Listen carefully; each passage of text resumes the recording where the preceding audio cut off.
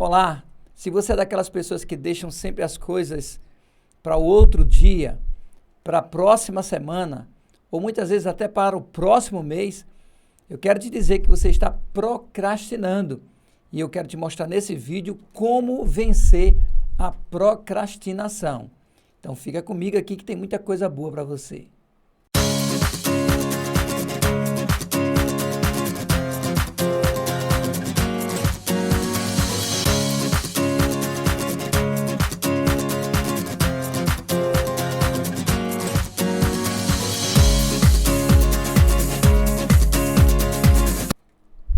Meu nome é Eliezer, eu sou pastor, sou coach e também analista de perfil comportamental. Então nesse vídeo, como eu prometi a você, eu vou estar falando como você vencer a procrastinação. Mas antes de começar o vídeo, eu quero já te pedir, se você está aqui pela primeira vez e ainda não é inscrito no canal, eu quero te pedir, clica aí no botão de se inscrever, se inscreve para estar dando aquela força para o nosso canal. Não esquece também de estar dando o like, curtindo esse vídeo e também compartilhando com outras pessoas. Então vamos lá. Então, como vencer a procrastinação? Por que como vencer a procrastinação? Porque na verdade você nunca vai acabar com a procrastinação. Todos nós procrastinamos. Então, o que eu vou te ensinar são técnicas que você pode estar aplicando que vão te ajudar a vencer a procrastinação. Então, tá com caneta aí, caneta e papel, se não tá, vai lá, pega correndo. Então anota aí a primeira técnica que você pode estar fazendo que vai te ajudar a vencer a procrastinação. A primeira técnica que eu quero estar te falando para você vencer a procrastinação é divida as tarefas em pequenas partes. Como é que funciona isso? Por exemplo, se você quer ler um livro, mas você tem muita dificuldade de ler o livro e fica procrastinando, e aquele livro parece que não sai dali, não vai nunca, você não consegue passar do primeiro capítulo, e cada vez que você pega no livro, o livro parece ficar maior. Qual a maneira que você pode estar fazendo para você vencer isso? Dividir em pequenas tarefas. Então, ao invés de você tentar se desafiar, dessa vez eu vou ler todo um capítulo e vou finalmente conseguir terminar aquele livro. Então toda vez que você diz isso, o teu cérebro entende o seguinte: você não dá conta de fazer isso. E quando o cérebro ele entende que você está tentando fazer uma coisa que na verdade você não acredita que é capaz de fazer, o teu cérebro ele começa a fazer um trabalho, a executar um trabalho de economia de energia, porque o nosso cérebro ele trabalha para economizar energia. E toda vez que você está envolvido em uma tarefa que o teu cérebro ele entende que você não dá conta de fazer, ele vai querer economizar energia. Aí você vai ficar com aquela preguiça, você vai deitar numa cama para ler o livro, mas só vai dar vontade de dormir.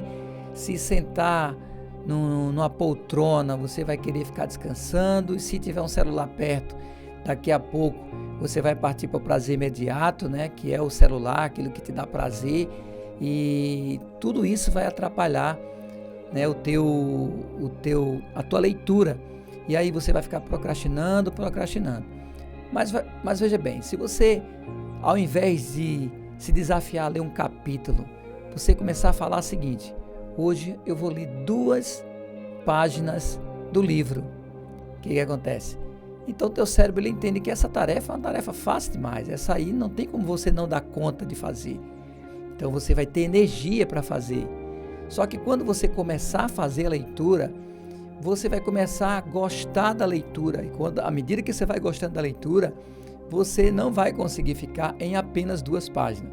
Aí você vai querer ler a terceira, ler a quarta, daqui a pouco, quando você menos imaginar, você já leu 10, 15, às vezes até 20 páginas do livro.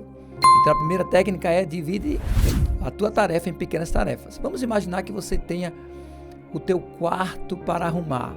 E você disse: hoje eu não vou fazer nada, vou arrumar o meu quarto. Então o que você vai fazer? Você vai dividir em pequenas tarefas. Ao invés de você tentar fazer tudo de uma vez, você pode começar pelas partes mais fáceis que você acha. Então, em arrumar um quarto, qual seria a parte mais fácil para você? Se for uma casa, se for qualquer coisa que seja, qual é a parte mais fácil que você sabe que você dá conta de fazer? Então comece por ela. E à medida que você for concluindo cada tarefa, não esquece de fazer uma coisa muito importante, que é o segundo passo.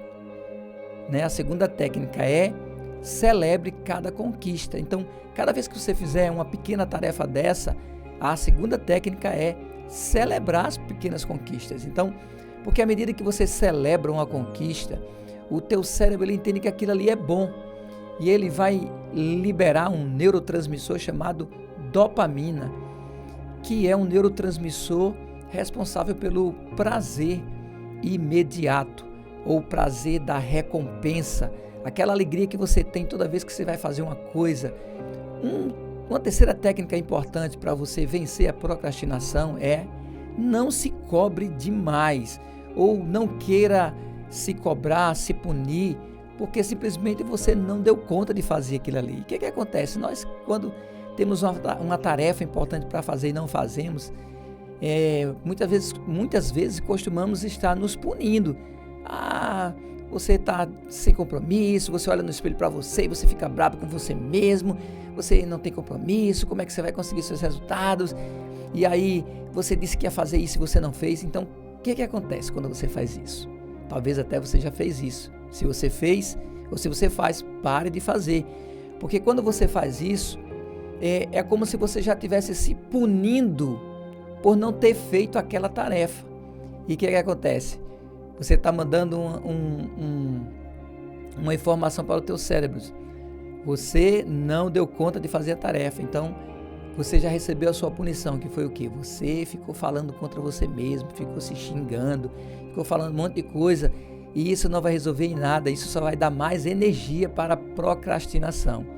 Então não se cobre. Se você não conseguir fazer aquilo que você pretendia, entenda como algo que acontece, mas que você vai trabalhar, vai gerenciar melhor o teu tempo, vai aplicar as técnicas que você está aprendendo para que aquilo ali comece a se desenvolver.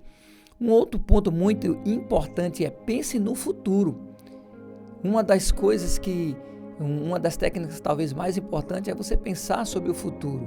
Então, o que é pensar sobre o futuro? Você pensa o seguinte: quando eu realizar essa tarefa, o que é que eu vou ter de ganho? O que é que isso vai acrescentar na minha vida, no meu desenvolvimento, no meu crescimento? Então pensa sobre isso. Vamos imaginar que você quer ler um livro para você adquirir conhecimento em alguma área específica da sua vida.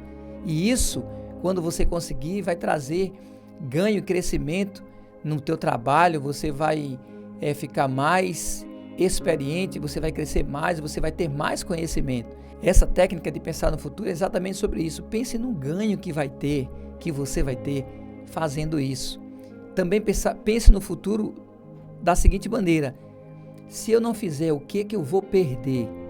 Então, quando você também começa a analisar o que você vai perder por não realizar aquela tarefa que você está procrastinando, isso vai te dar uma energia extra para você realizar esse trabalho, realizar e vencer a procrastinação. Então, um outro ponto muito importante é: faça o certo ficar fácil e o errado ficar difícil.